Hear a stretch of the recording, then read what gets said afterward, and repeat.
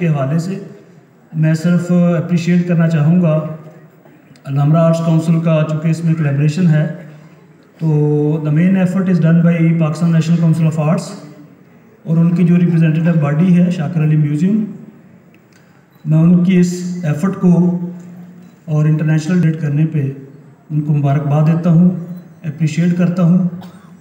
और ये जो लोग आए हैं इनकी सबसे ज़्यादा जो है वो कंट्रीब्यूशन इनकी है, जिन्होंने इस महफ़िल को 4 चांद लगाए हैं। और I must appreciate all of you. Thank you ji.